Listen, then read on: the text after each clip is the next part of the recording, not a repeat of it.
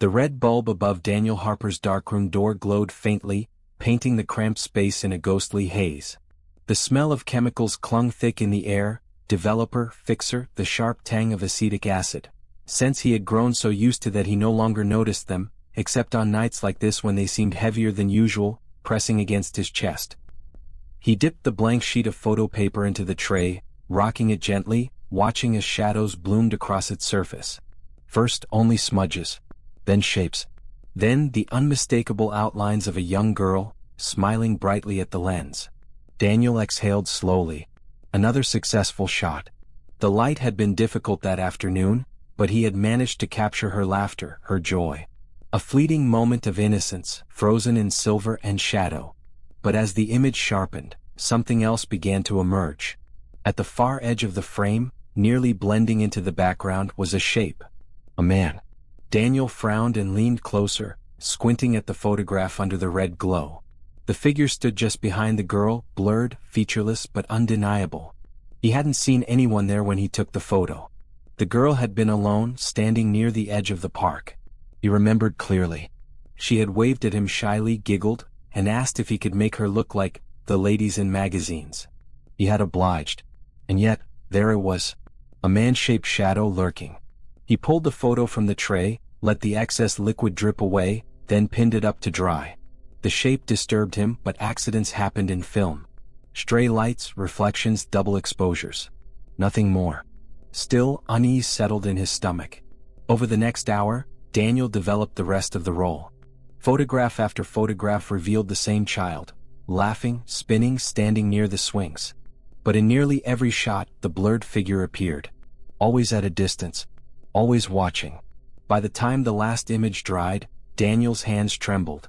He didn't want to admit it to himself, but the truth gnawed at his mind. The figure wasn't random. It was deliberate, repeating, consistent. A watcher. He stayed in the darkroom long past midnight, staring at the prints pinned to the line.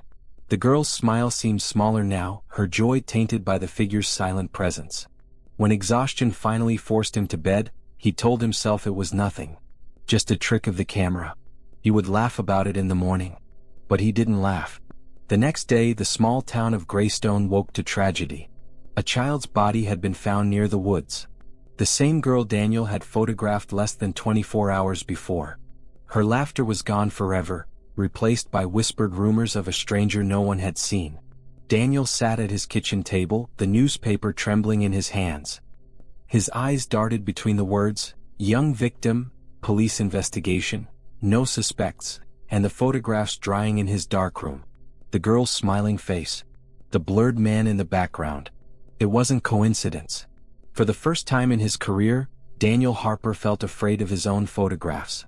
That night, he returned to the darkroom, pulled one of the prints from the line and held it close. His reflection glared back from the glossy surface, warped by the image of the shadowed man. "Who are you?" Daniel whispered into the silence. His voice cracked. "And why are you in my photographs?" The darkroom gave no answer. Only the soft drip of water in the tray, like a clock ticking away seconds he could never get back. And deep down he already knew, this was only the beginning. The next morning brought no peace. Daniel sat at his breakfast table, untouched coffee cooling beside him, staring blankly at the newspaper article about the girl. Every line dragged him deeper into dread. Her name was Emily Carter, only 10 years old. The report gave nothing more. No cause of death, no suspects, only a line about police urging parents to be vigilant. Daniel's eyes drifted to the darkroom door at the end of the hallway. Behind it, those photographs still hung in silence. He tried not to think about them, but the images pressed against his mind. Emily smiling, Emily spinning in the park, Emily frozen with the blurred shadow lurking behind her. He finally pushed the newspaper aside. He needed to get rid of them. Burn them, shred them, anything. He stood abruptly and strode to the darkroom. Inside, the air smelled heavier than the day before. The red bulb glowed like a low warning signal. The prints still hung on the line, their glossy surfaces catching the dim light. Emily's frozen smile met his eyes again, but now he couldn't see her joy, only her fate. His hand trembled as he reached for the first photograph.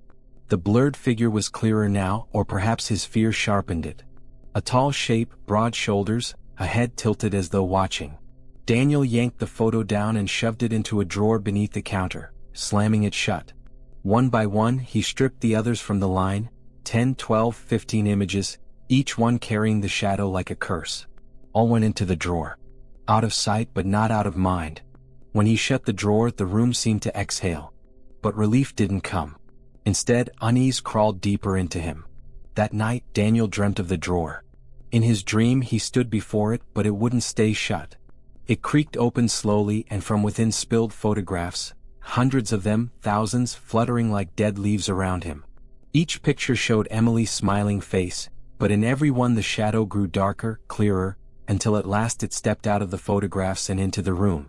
He woke drenched in sweat, heart pounding. The drawer called to him.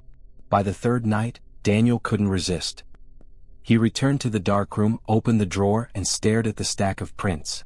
He pulled one free and laid it under the light, and froze. The photograph had changed. Emily's face was no longer smiling. Her lips were parted, her eyes wide as if mid-scream. The blurred figure was closer, sharper. Not quite a face, but no longer a smear either. Daniel stumbled back, breath shallow. His rational mind screamed at him. This is impossible. Photographs didn't change. The chemicals, the paper, the process, once fixed, an image stayed fixed. He knew that better than anyone. And yet here it was. Hands shaking, he pulled out more prints. Each one was different now. Emily's expression shifting, twisting, distorting, fear, terror, then nothing. The shadow advancing, nearer with every photo. Daniel dropped the stack, the photographs scattering across the floor. He backed away until he hit the doorframe, his chest heaving. Impossible, he whispered.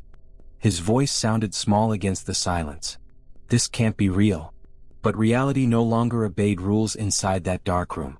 For days, Daniel avoided the drawer. He locked the darkroom door, told himself he was finished with photography for a while. He tried to bury himself in routine, long walks through town, sitting quietly at the cafe, forcing food past the knot in his throat. But whispers followed him everywhere. People talking about the girl, about the killer still out there. Every whisper made the photographs throb in his mind. He saw Emily's twisted face in every reflection, the blurred shadow lurking in every corner of his vision. By the end of the week, he couldn't resist anymore. He unlocked the darkroom and returned to the drawer. When he slid it open, the photographs were waiting. And worse, there were more of them. Daniel's knees weakened. He had only placed 15 inside. Now at least 30 prints stared back. He snatched one from the top. It wasn't Emily. It was someone else. A teenage boy this time, no older than 16, walking along the river path. Daniel didn't remember taking the photo, yet it was in his drawer, printed, fixed, real. And behind the boy, like always, was the shadow. Another photograph showed a woman, maybe mid-20s, glancing over her shoulder in a grocery store aisle. Again, the shadow lingered at the edge. More prints followed. A man jogging. An old woman feeding pigeons. Children running across the schoolyard. Every single one had the shadow nearby.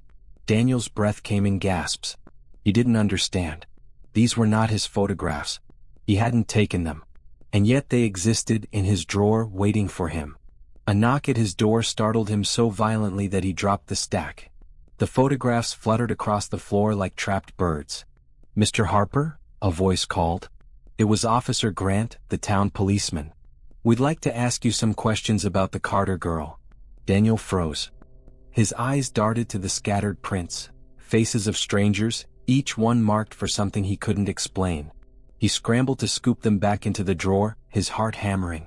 If the police saw these, they'd never believe him. And maybe they shouldn't. The drawer slammed shut just as another knock rattled the door. "Mr. Harper?" Daniel swallowed hard, wiped his trembling hands on his jeans, and forced himself toward the front door. Behind him, in the darkroom, the closed drawer seemed to hum. Like it knew he couldn't stay away for long. Daniel opened the door to find Officer Grant standing there, hat tucked under his arm, expression firm but not unfriendly. Behind him, the morning fog curled along the quiet street, softening the edges of the world. "Morning, Mr. Harper," Grant said. "Mind if we come in?" Daniel's throat tightened. "Wait." He glanced past the officer. A second man waited on the porch, taller, dressed in plain clothes, not the polished uniform of local law enforcement. His sharp eyes studied Daniel with a detached calm, as though he were already weighing him, measuring him. Daniel forced a smile. "Of course. Come in." He stepped aside and the two men entered. Grant introduced the stranger. "This is Detective Marlowe. He's been brought in from the city to assist with the Carter case." Marlowe nodded politely but didn't extend his hand. Instead, his gaze drifted across the small living room as if cataloging every detail. The half-empty coffee mug on the table, the stack of unopened mail, the faint chemical tang that seemed to cling to Daniel no matter how often he showered after the darkroom. Daniel felt exposed. Grant got straight to the point. "We're talking to folks who may have seen Emily in the days before?" He trailed off, catching himself. "Before the incident. We know she liked the park. You spend a lot of time there with your camera, don't you?" Daniel's stomach nodded. "The park. The photographs. Emily laughing by the fountain. Emily with the shadow watching." "Yes," Daniel said slowly. I take pictures there sometimes. Landscapes, people, just for practice." "Ever photograph Emily?" Marlowe's voice cut in low and sharp. Daniel hesitated a moment too long. "I don't think so." The detective's gaze sharpened. He leaned back against the wall, arms crossed, studying Daniel like a puzzle. Grant flipped open a small notebook. "Neighbors mention you've always been kind, Mr. Harper. Kept to yourself, never any trouble. But, if you do remember anything at all, it could help." Daniel nodded quickly. "Of course. If I remember anything, I'll call." Marlowe pushed off the wall. His eyes lingered on Daniel a moment longer, then he moved toward the door. "We'll be in touch," he said flatly. When they left, Daniel closed the door and locked it immediately, his chest rising and falling like he'd run a mile. He leaned his forehead against the wood, whispering to himself, "They can't know. They wouldn't believe it." But doubt gnawed at him. Maybe he should have shown them the photographs. Maybe it would have helped catch whoever killed Emily. Maybe hiding them made him guilty in some way. He shook his head violently. No. The photos weren't evidence, they were curses. Warnings. Whatever they were, the police couldn't use them. Not without thinking he was insane. Still, one detail stuck with him: Marlowe's stare. It hadn't been the stare of someone simply curious. It was suspicion. A seed planted. That night, Daniel couldn't sleep. The house creaked with every breath of wind, shadows stretching long across the walls. At midnight, he found himself once again in the darkroom, drawer open, photographs spread across the counter. One new face caught his eye. This time it was Marlowe. Daniel staggered back. The detective stood in the photograph exactly as he had earlier that day, leaning against the wall of Daniel's living room, arms crossed. But behind him, as always, lurked the shadow. It sent a chill racing through Daniel. Was Marlowe next? Would the shadow claim him too? Daniel didn't want to know. He shoved the photo back into the drawer, slammed it shut, and whispered to the empty room, "Leave me alone." But the drawer didn't listen. The next day, Daniel walked into town, trying to clear his head. He kept his camera slung over his shoulder out of habit, though he hadn't dared take a picture since Emily's face first appeared. As he passed the cafe, a man seated outside caught his attention. He was unfamiliar, not one of the town's usual faces.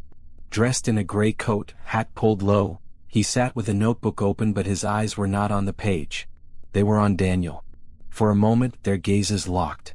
The stranger smiled faintly, then tipped his hat before returning to his writing. Daniel's skin prickled. He walked on quickly, heart drumming. But curiosity gnawed at him. Who was he? Why was he watching? That evening, Daniel developed no photographs. He swore he wouldn't. But when he entered the darkroom, the drawer was heavier than before. He opened it, dread tightening in his gut. And there he was. The stranger in the gray coat, sitting at the cafe table, staring directly at the lens as though he'd posed for Daniel himself. And behind him, the shadow closer than ever. Daniel's hand shook as he dropped the photo back into the drawer. The drawer was no longer showing him just tragedies. It was showing him people connected to him. People in his orbit. The detective. The stranger. And deep down, Daniel knew the truth he didn't want to face. The photographs were not just accidents. They were leading him somewhere. Guiding him toward something he hadn't yet understood. The stranger would not remain a stranger for long. Daniel sat in the darkroom long after midnight, the single red bulb burning overhead, casting long shadows across the photographs. He had promised himself he wouldn't look again, but the promise was as fragile as glass. His eyes kept returning to the faces. Emily, Marlowe, the stranger in the gray coat. Each photograph was different, yet connected by that single constant, the shadow. Always watching, always behind, always closer than it should be. Daniel pulled the images side by side across the counter. He tried to study the details like a detective. The shadow was never clear enough to be identified. No face, no features, just a human outline. But there were patterns. In Emily's photo, the shadow stood near a lamppost. In Marlowe's, it leaned against the wall. In the stranger's, it hovered by a chair. Always in the background. Always still. Daniel whispered to himself. Why them? Why now? He reached for another print, one he hadn't dared look at since it developed. It showed a street corner near the bakery. A mother holding her child's hand. And behind them, the shadow again, almost bending toward the child. His stomach turned. He shoved it aside. Was the shadow choosing at random, or did it have purpose? And worse, did Daniel's act of developing the photographs cause the events, or merely predict them? The question gnawed at him. If the pictures showed inevitable fate, then Emily had been doomed no matter what he did. But if they were causing the events, then Daniel's hands weren't just stained with developer fluid. They were stained with guilt. He pressed his palms against his eyes, trying to block the thoughts. But sleep refused him, and morning came with heavy gray clouds that hung low over the town. Daniel tried to keep busy. He wandered the market, bought bread he didn't need, listened to the gossip floating in the air. Emily's death was still on everyone's lips. Theories ranged from an accident to something darker. Some spoke of a stranger seen near the park. The mention of a stranger sent a shiver down Daniel's spine. Was it the man in the gray coat? Daniel tried to shake it off and returned home. But as he passed the police station, he saw Detective Marlowe standing by the steps, cigarette in hand. Their eyes met. Marlowe didn't smile. He only nodded once as if to remind Daniel, "I'm watching you too." Daniel hurried past. That night the drawer grew heavier still. Daniel resisted for as long as he could, but curiosity and dread finally pulled him back into the darkroom. He slid the drawer open. 4 new photographs lay waiting. The first showed the town square. A crowd gathered for some unseen reason. At the edge of the frame, Daniel spotted the familiar gray coat, the stranger again watching, waiting. The second showed the market. Stalls overturned, fruit scattered across the ground. A woman on her knees, weeping. The shadow stood tall behind her. The third, Marlowe once again. Only this time his posture had changed. He was no longer calm, no longer detached. He was shouting at someone unseen, his face twisted in anger. And behind him, the shadow leaned closer, almost brushing his shoulder. And the fourth photograph. Daniel froze. It was his own house. His front door cracked open. And inside, just barely visible in the gloom, the silhouette of the shadow waiting. Daniel's hands trembled. He dropped the photo to the floor, breathing hard. This wasn't prediction anymore. It was intrusion. The shadow wasn't just haunting strangers. It was coming for him. Over the next days, Daniel became restless. He barely left the house, barely ate. Every sound outside, the crunch of boots on gravel, the slam of a door, made him flinch. And then came the moment that confirmed his fear. One evening, as Daniel closed his curtains, he glanced out at the street. The man in the gray coat was there, standing across the road, motionless. He wasn't writing in a notebook this time. He wasn't even pretending to be occupied. He was staring directly at Daniel's house. Daniel's pulse thundered in his ears. He yanked the curtains shut and backed away from the window. He didn't sleep that night. Every creak of the house felt like footsteps. Every shadow felt alive. And when morning finally came, he dared to peek outside. The man was gone. But on Daniel's doorstep lay a folded piece of paper. With shaking hands, Daniel picked it up. The paper contained a single line, scrawled in dark ink. "You see them too." Daniel's world tilted. The stranger knew. That night, Daniel didn't go near the drawer. He didn't touch the photographs. But they were in his mind all the same, whispering, warning. If the stranger could see the shadow too, then Daniel wasn't insane. He wasn't alone. But that revelation brought no comfort. Instead, it raised the most terrifying question of all. If the stranger saw what Daniel saw, what role did he play in the pattern? Daniel didn't open the studio the next day. His nerves were too frayed, his thoughts too tangled. He sat at the kitchen table staring at the folded note as though it might come alive and speak again. You see them too. The handwriting was jagged, rushed, like someone writing in fear rather than certainty. Whoever the man in the gray coat was, he wasn't just watching Daniel, he was part of this nightmare. But what did see them too mean? Did he see the photographs? The shadow? Or something else entirely? Daniel shoved the note into a drawer and tried to clear his mind, but it clung to him like damp clothes. By evening, his restlessness won. He wandered the streets, keeping to the shadows, hoping the movement might calm his rattled nerves. He didn't even notice when his feet carried him toward the old bridge by the river. That's when he saw him. The man in the gray coat. Standing against the railing, hands in his pockets, watching the water ripple below. Daniel froze. His first instinct was to turn and vanish back into the alleys. But the man must have sensed him. His head turned slowly and their eyes met. No hostility. No threat. Just recognition. Been waiting for you, the man said, his voice rough but calm. Daniel swallowed hard. Why? The man tapped the railing once with his knuckles. Because we're the same. They walked in silence for a moment before the man spoke again. My name's Harper, he said, not offering a hand. And you're the photographer, aren't you? Daniel. Daniel nodded, cautious. Harper's eyes were sharp, restless, like a man who hadn't slept properly in years. He pulled something from his coat pocket and held it out. A photograph. Daniel's chest tightened. Was one of his. Or rather, it looked just like one, grainy, strange lighting, that same ominous composition. But it wasn't Daniel's work. The photo showed a woman sitting in a cafe, sipping from a cup. And in the blurred background, there it was again. The shadow. Watching from the doorway. Daniel felt his throat close. Where did you get this? Harper studied him. Same place you get yours, I reckon. Doesn't matter how, just matters that it happens. Been happening to me for years. Daniel's mind spun. Years? Could it be true? If Harper was telling the truth, then Daniel wasn't cursed alone.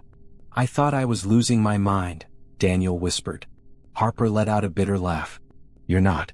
But you might wish you were. Easier that way. Daniel shook his head. What is it? The shadow, what does it want? Harper's expression hardened. I don't know. But I know this, the photographs don't lie. Whatever they show, it happens. No matter what you do to stop it. Daniel flinched, thinking of Emily. You've tried to stop them? Hundreds of times. Harper's jaw tightened. Sometimes I warned them. Sometimes I dragged them away, forced them off the path. Made myself look insane. But it never mattered. The picture always comes true. Always. Daniel felt the weight of those words settle like stones on his chest. If Harper was right, then Emily's death hadn't been his fault. But that truth carried no comfort, because it meant the deaths to come were unstoppable too. They stopped walking. Harper turned to him, voice low.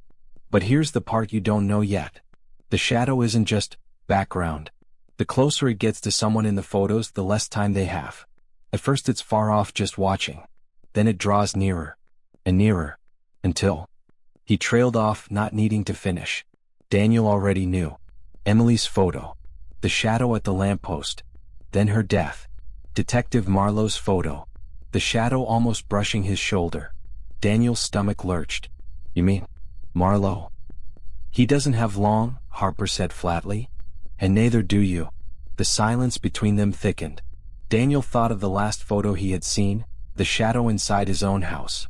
His skin crawled. Why us? He asked finally. Why do we see it when others don't? Harper shrugged, though his eyes betrayed fear. Maybe cursed. Maybe chosen. I gave up trying to understand years ago. Only thing I know is you can't run from it.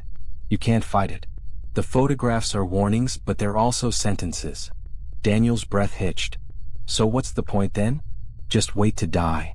For the first time, Harper's hard mask cracked. He looked tired. The point is you try. Even if you fail. Even if it's useless. Because once you stop trying, that's when it wins. They parted ways near the church, Harper vanishing back into the night. Daniel returned home, the weight of their conversation pressing down on him like lead. He didn't dare enter the darkroom. Not tonight. But he couldn't sleep either. Harper's words echoed in his skull. The closer it gets, the less time they have. Daniel sat in the dark, waiting for morning, wondering if the shadow was already closer than he thought. Daniel couldn't escape the feeling of eyes on him. It wasn't the shadow. It wasn't the photographs. It was something deeper, more insidious, a presence he couldn't name. The town seemed quieter now, the whispers more cautious, and every street corner felt like a place where something was about to happen. The man in the gray coat had left an imprint on his mind, a feeling he couldn't shake. The way Harper spoke about the photographs, how they couldn't be stopped, had planted a gnawing doubt deep within him. And yet, despite the warning, he had no choice but to keep going. To keep taking pictures. Because what if Harper was wrong? What if there was still a chance to stop it, to prevent the next photograph from becoming a death sentence? That evening, Daniel found himself back in the park. The light was fading, casting long shadows across the benches and pathways. He walked slowly, the weight of the camera strap heavy on his neck. He wasn't sure why he was there. He wasn't sure what he was looking for. But he had to keep moving. It wasn't until he reached the old oak tree near the fountain that he saw him again, Detective Marlowe. Marlowe was standing still, his gaze locked on the distant edge of the park as if searching for something.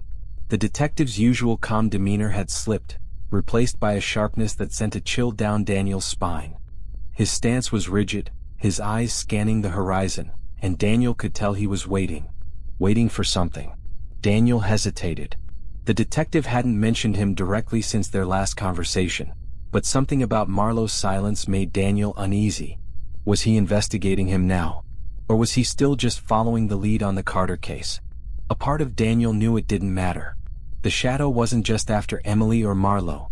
It was after everyone in the photographs. And Marlowe was no exception. He took a slow step forward. But just as he did, Marlowe turned sharply, his eyes narrowing when they landed on Daniel. "Harper," Marlowe said, his voice low and almost weary.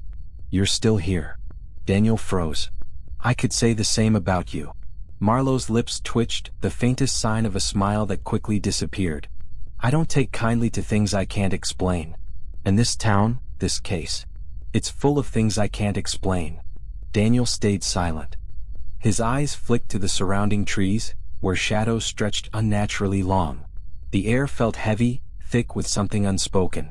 Finally, Marlowe spoke again, his tone less guarded. "I've been looking into you, Harper. Your work. Your photographs." Daniel stiffened. He hadn't realized how much he had been holding his breath until the words left Marlowe's mouth. "You think the photos are connected to the murders?" Daniel asked, careful to keep his voice steady. Marlowe met his gaze, then slowly nodded. "Not just the murders. Everything. There's a pattern here. A connection we haven't fully understood yet." He paused, looking at the park around them. "I've seen it in the pictures, same as you." Daniel's heart pounded. "What do you mean?" The detective motioned for Daniel to follow him. Without waiting for an answer, he led him to a bench near the edge of the park.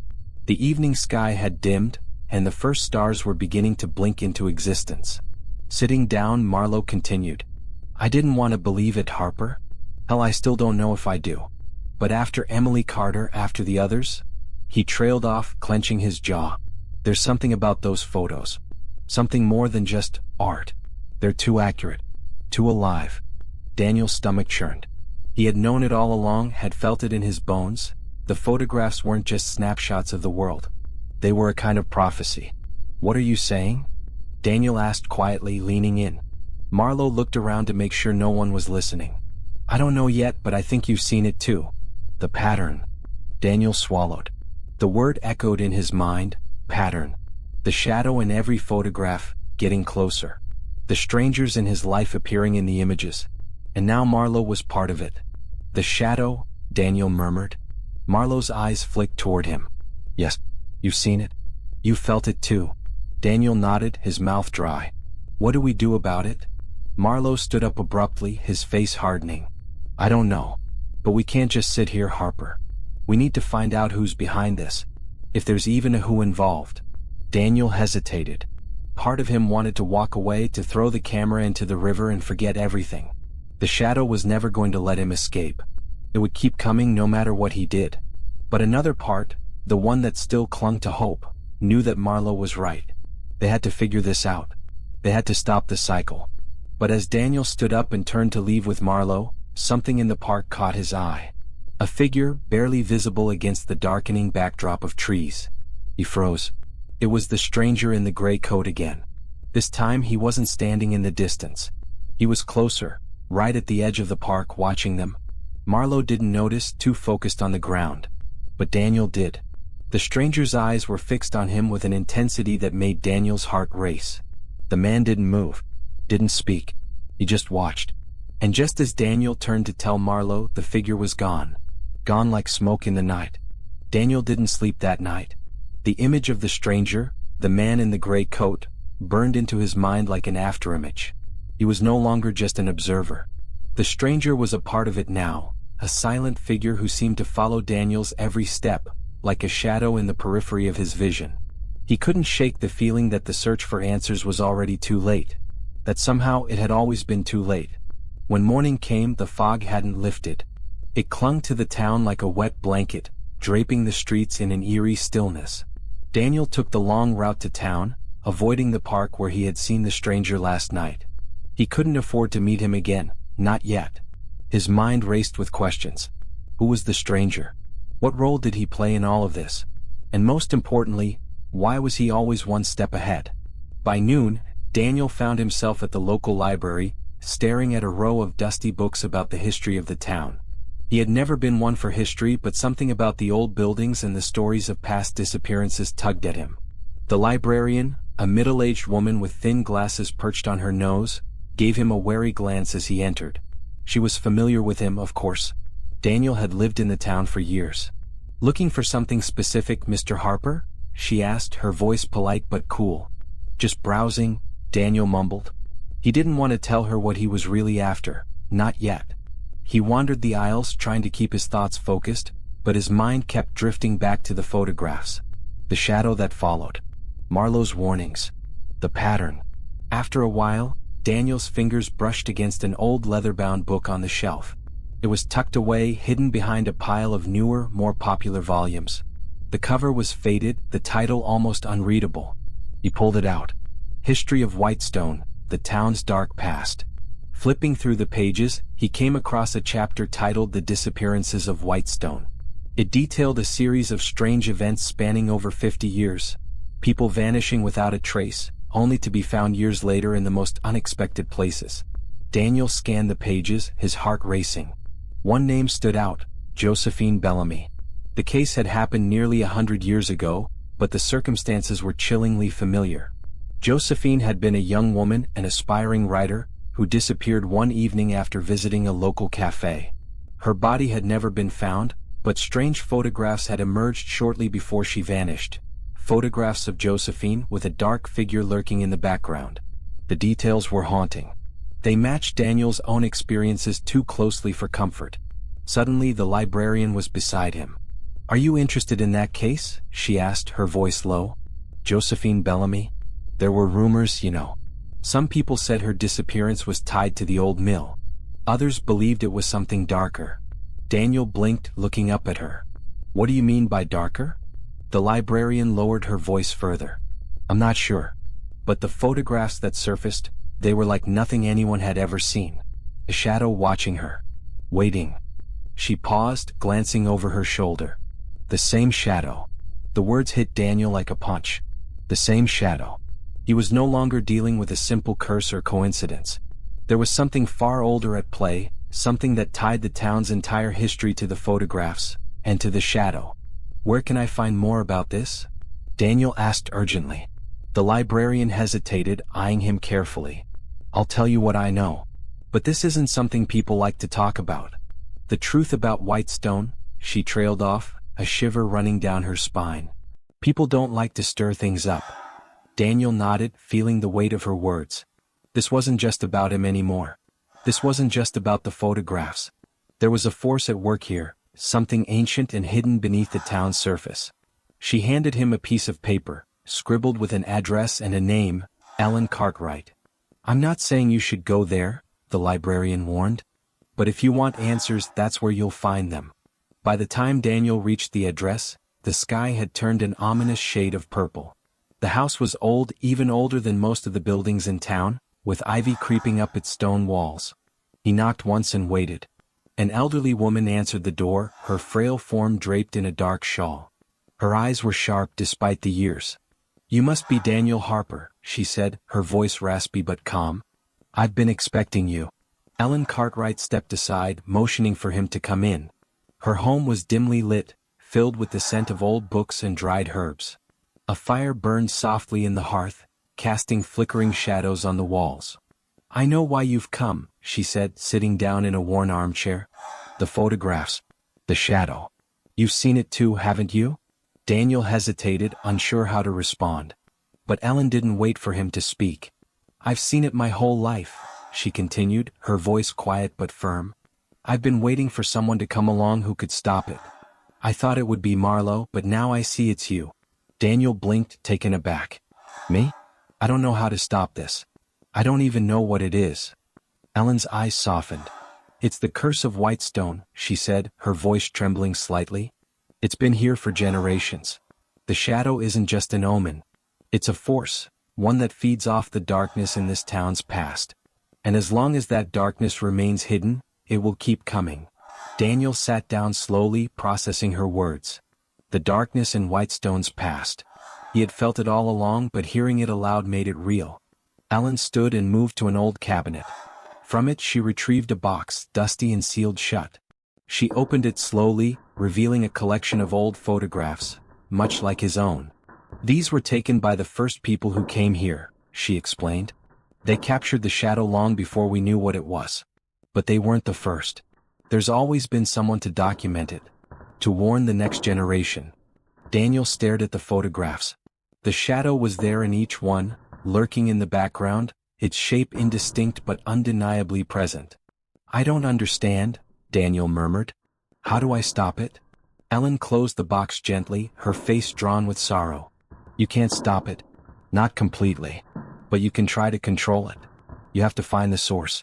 The one who's been hiding it for so long." As Daniel left Ellen's house, the weight of her words hung over him like a storm cloud. Find the source. What did that even mean? He had learned nothing except that the photographs, the shadow, and Whitestone's twisted history were all connected by something far older than he could have imagined. Something he had no hope of understanding. But he couldn't stop. Not now. He had to keep searching, keep uncovering the truth, even if it led him into darker corners than he could ever imagine. Daniel stood in front of the old mill, the towering structure looming before him like a giant in the fog.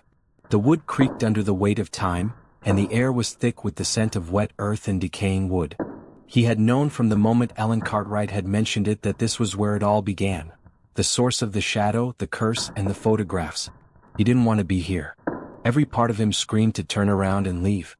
The stories he had heard growing up about this place weren't comforting.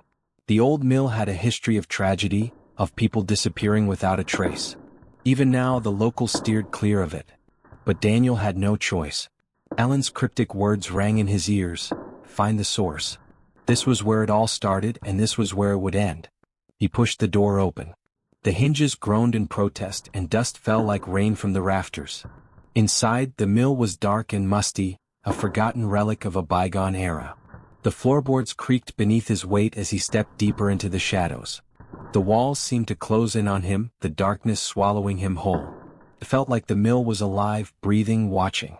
The weight of history pressed down on him with every step. In the back corner, something caught his eye, a faint glimmer of light. He moved toward it, heart pounding in his chest. As he approached, the light grew stronger, and he realized it was coming from a small window that overlooked the river. Through the window he saw something that made his breath catch in his throat. A figure. The man in the gray coat. He was standing on the edge of the riverbank, his back to Daniel. The fog around him seemed to swirl, making him appear almost spectral. For a moment, Daniel considered turning back, running away. But something inside him urged him forward. He wasn't going to let the stranger get away again. Daniel crossed the room in a few long strides and opened the door to the outside. The cool night air hit him like a slap, but he didn't hesitate. He moved quickly, determined to confront the man. But by the time he reached the riverbank, the man in the gray coat was gone. The fog had swallowed him up, leaving nothing but the soft ripple of the water and the eerie silence of the mill. Daniel cursed under his breath. Not again. His mind raced. Why was the stranger always one step ahead? And why had he been here at the mill? As he stood there staring into the thick fog, something caught his eye. A small piece of paper. It was crumpled, half submerged in the mud near the river's edge. Daniel knelt down and picked it up. It was a photograph. The edges were frayed and the image was faded, but there was no mistaking it. It was the same shadow. This time it was not lurking in the background. It was right in the center of the frame. And the person it was standing behind was someone Daniel knew all too well. It was him. He turned the photograph over, hoping for some clue as to why his image had appeared in this old, weathered photo. There was a name scrawled on the back, Josephine Bellamy. A chill ran down Daniel's spine. Josephine. The woman from the book. The woman whose disappearance had haunted Whitestone for decades. She had been connected to the shadow, to the photographs. And now it seemed she was connected to Daniel too. His mind raced. Could it be possible that Josephine Bellamy was somehow linked to the stranger? Was the shadow connected to her in a way he couldn't yet understand? Suddenly he heard something. Footsteps. They were heavy, deliberate. Someone was approaching. Daniel's heart pounded in his chest as he tucked the photograph into his jacket and turned to face the sound. Through the mist he saw the silhouette of a man. At first, Daniel thought it was the stranger again, but as the figure came closer, he realized it was someone he hadn't expected to see. Detective Marlowe. He stood there, his face grim, his eyes scanning the fog. "You found it?" Marlowe said, his voice low. "The source." Daniel's throat went dry. "You knew about this place?" Marlowe nodded. "I've been here before. This mill, it's not just a building. It's a part of the curse. The shadow has been tied to this place for generations." He paused, his eyes flickering toward the river. "I thought I could stop it. I thought I could end it. But now I see." He trailed off, his gaze distant. Daniel stepped closer, his pulse quickening. What do you know?" Marlowe turned to him. "I've seen the photographs. I've seen the shadow in them. But I didn't understand until now. The shadow is not just a warning. It's a force. A force tied to this town's history. And Josephine Bellamy, the first one to disappear, she was the key. She started it all." Daniel felt a knot tighten in his stomach. "What are you saying? Josephine started this? How?" Marlowe's jaw tightened. "She was the first. She took the first photograph. It wasn't just a picture, Harper.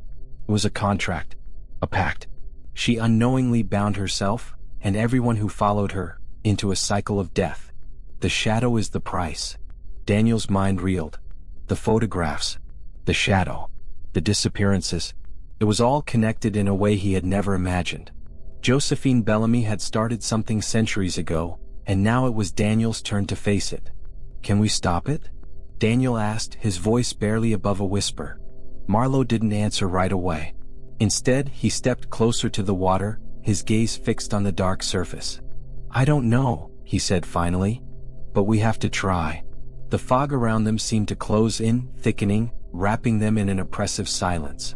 The shadow was coming closer, Daniel could feel it. But for the first time in a long while, he wasn't sure whether they were running toward the truth, or away from it. The weight of the fog pressed down on Daniel's chest as he and Marlowe stood in silence by the river.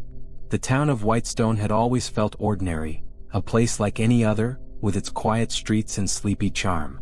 But now everything felt wrong. The dark past that had been buried for so long was clawing its way to the surface, threatening to swallow them both. Daniel's thoughts raced. He couldn't understand it all, not yet. How could a single photograph be so powerful? How could a shadow in the background of an image control the lives of those who saw it? And if the curse had been here for generations, why hadn't anyone stopped it before? "We have to find out everything we can about Josephine Bellamy," Marlowe said, breaking the silence. "She's the key to this whole thing. If we understand what happened to her, we might be able to stop the cycle." Daniel nodded, but something gnawed at him. What if we're too late? What if the shadow has already won? Marlowe didn't answer right away. Instead, he glanced over at Daniel, his expression grim. "I thought I could control this, Harper. I thought I could protect this town. But there are things in Whitestone, dark things, that we'll never understand. Things that no one can fight on their own." Daniel looked at him, his heart heavy with the weight of their shared knowledge. "So what do we do now?" Marlowe sighed, the lines on his face deepening as the years of stress seemed to settle on him all at once. "We follow the trail Josephine left behind. We find out who she was, what happened to her, and maybe, just maybe, we can figure out how to break the curse. The wind picked up, swirling the fog around them like a living thing. Daniel's skin prickled. He felt it, the presence of the shadow lurking just out of sight, waiting to claim its next victim. "I'll start at the library," Daniel said, determination settling in his chest. "I'll find everything I can about Josephine. There has to be something more." Marlowe didn't protest. "I'll keep looking into the mill. There are too many unanswered questions there. If Josephine's story is the key, the answers might be buried under the old wood and stone." They exchanged a look, both knowing the danger of the task ahead. But there was no turning back now. The library was quiet when Daniel returned. The librarian, who had given him the lead on Ellen Cartwright, was nowhere to be seen. The shelves stood like silent sentinels, watching over the dust-covered books that had never been touched. Daniel felt the weight of history in every step he took as he made his way to the local history section. He pulled the heavy book about the town's past from the shelf and flipped through the pages, searching for anything that could explain Josephine's disappearance. There was little about her, just a few paragraphs scattered throughout the town's history, but there was one sentence that caught his eye. Josephine Bellamy vanished after receiving an ominous letter, and her photographs, which had been developed by the town's only photographer, were never recovered. Daniel's pulse quickened. He knew he had to get to the bottom of this, but the deeper he went, the darker it became. The photographs had never been recovered. And yet, Daniel held one of them in his hands. It was as if the shadow had been waiting for him to find it. He turned the page, his fingers trembling. There, among the old newspaper clippings, was another name, Ruth Cartwright. Ruth Cartwright had been the last person to see Josephine Bellamy alive, or so the story went. She was the daughter of the mill owner at the time, and the two women had been close friends.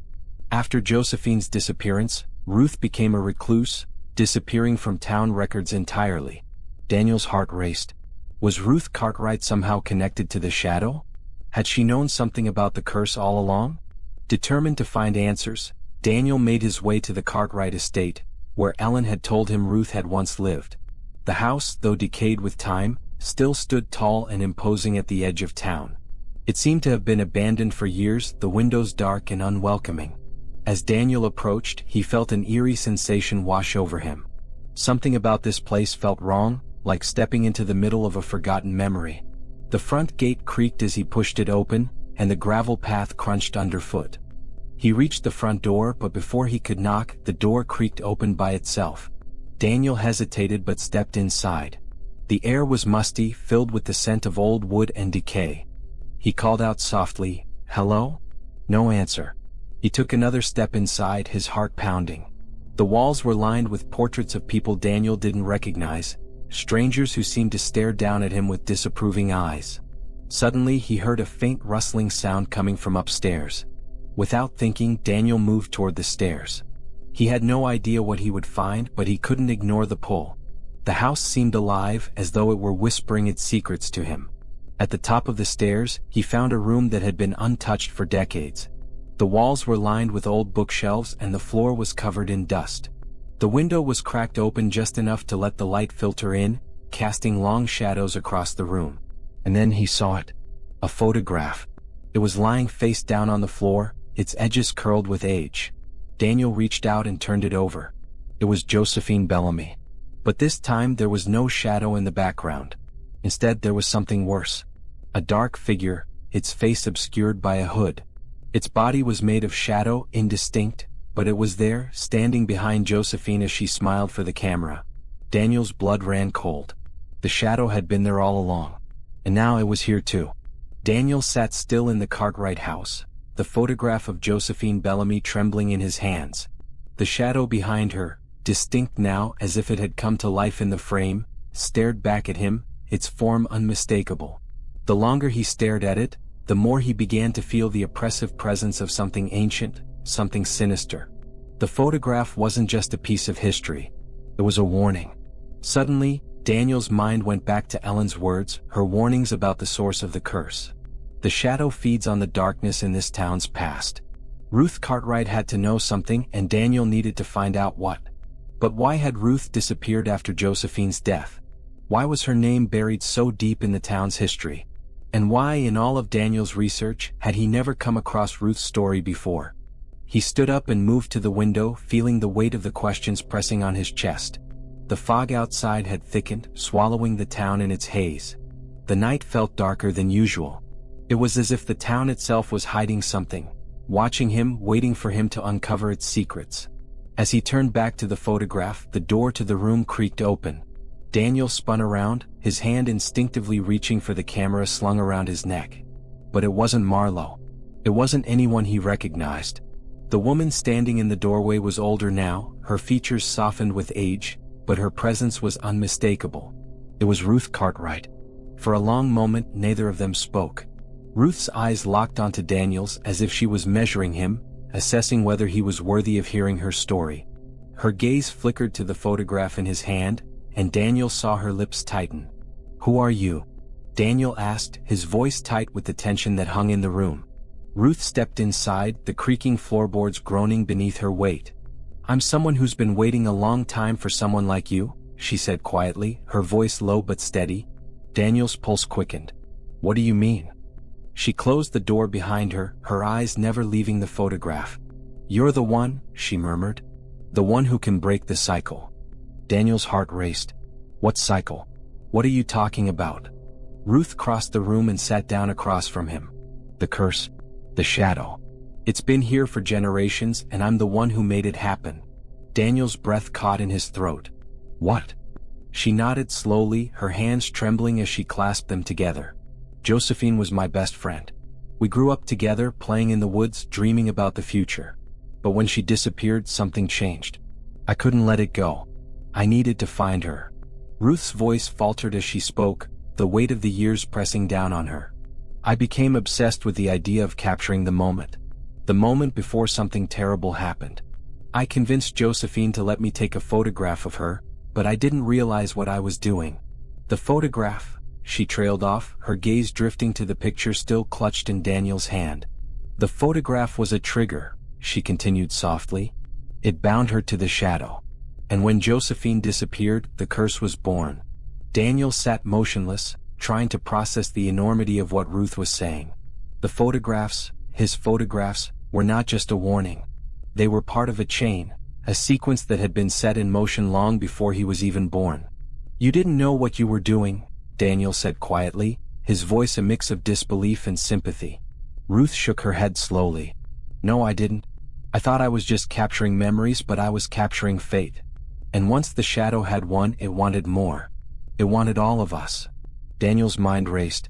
If the photographs were tied to the curse, then his own had to be part of it.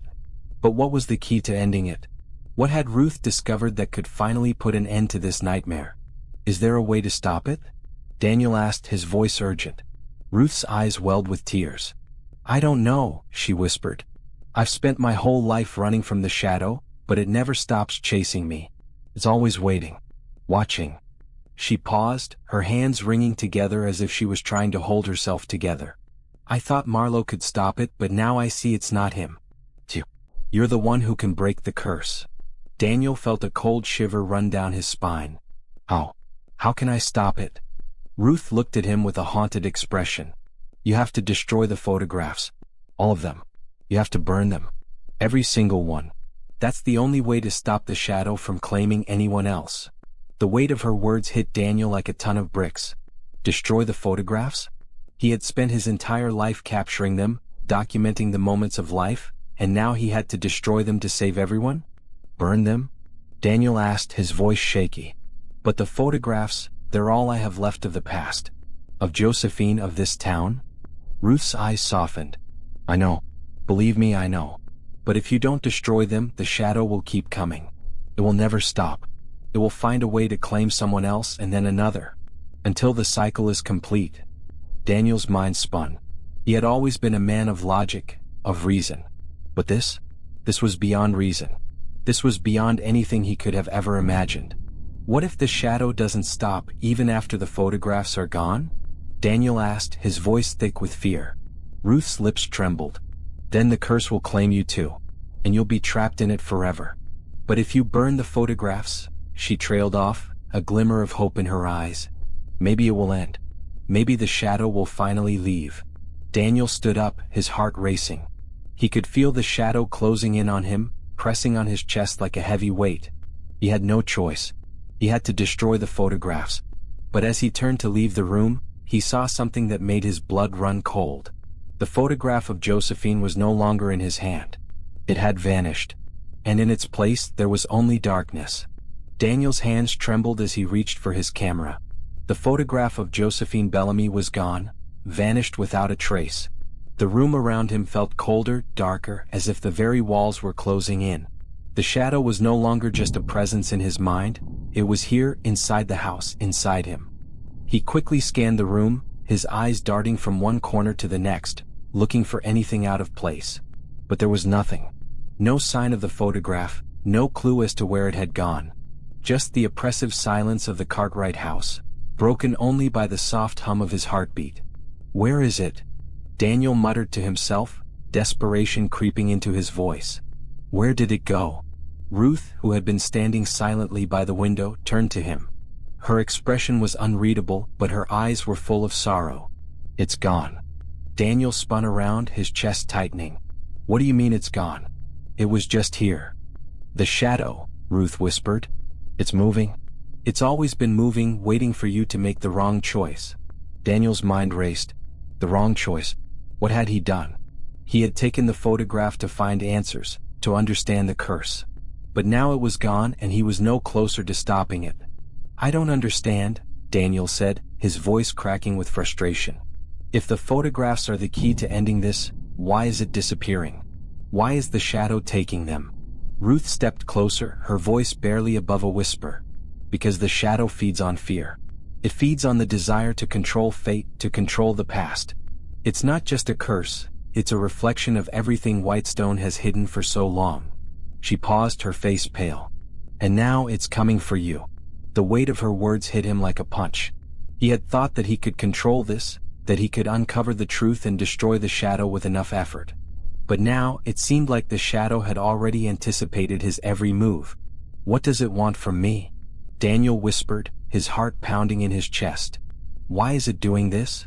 Ruth hesitated before answering. "It wants the same thing as Josephine. It wants to be captured. It wants to be seen. The photographs, they are a way of containing it. But once the shadow is seen, it becomes part of the cycle.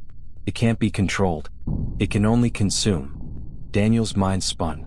Everything Ruth had said made sense, but it also felt like a nightmare he couldn't escape. The shadow was not just an entity. It was a manifestation of the town's sins, the hidden darkness that had been buried for years.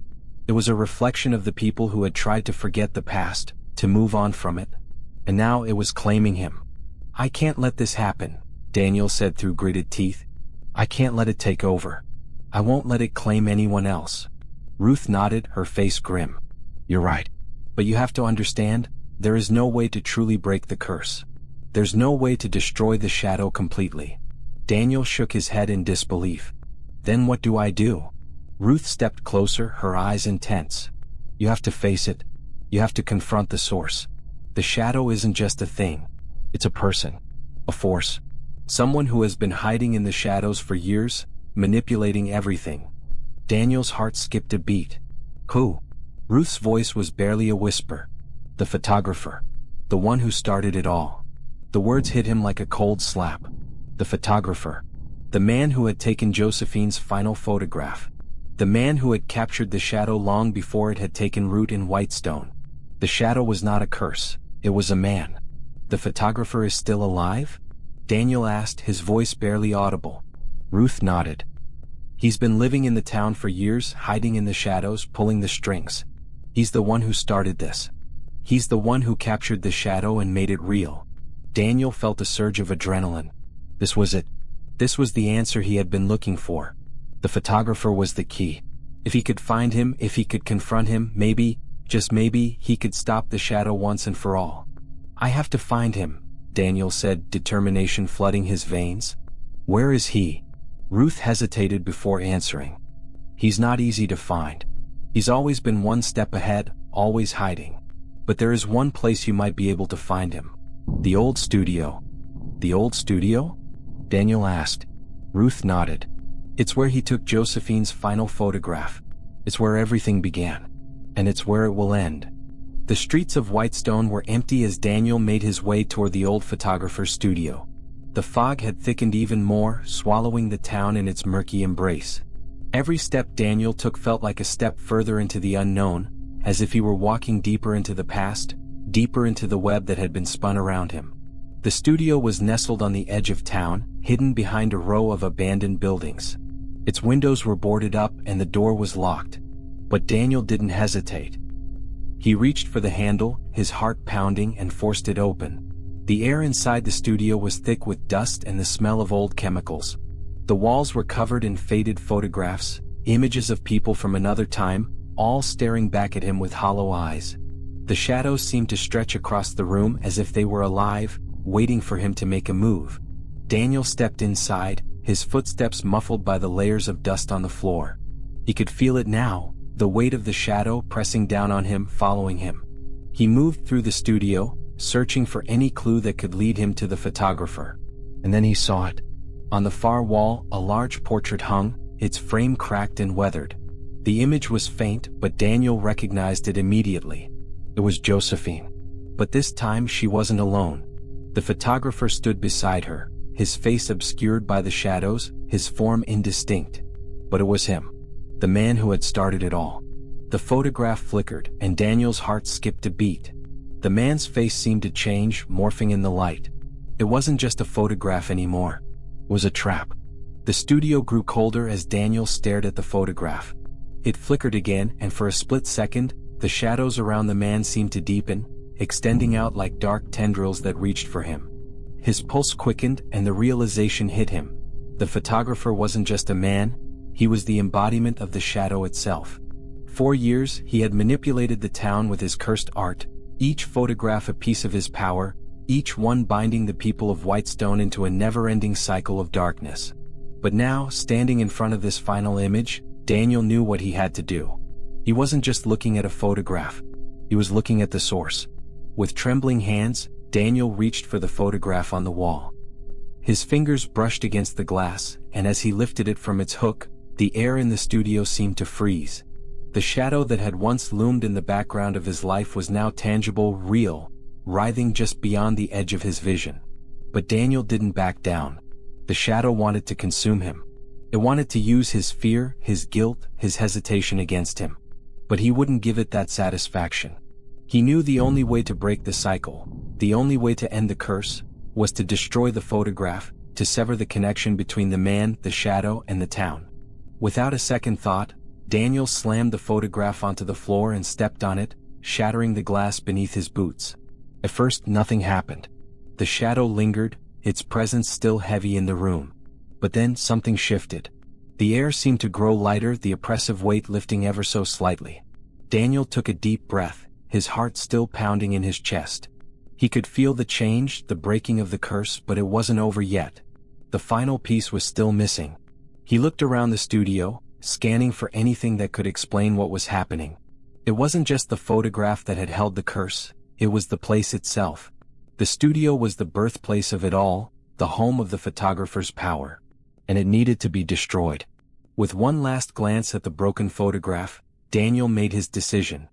He turned and rushed to the stove in the corner of the room. The fire had long since died, but there was still a faint smoldering ember. Without hesitation, he tossed the shattered glass and photograph into the flames. The paper caught fire quickly, curling and blackening as the flames consumed it. For a moment there was silence.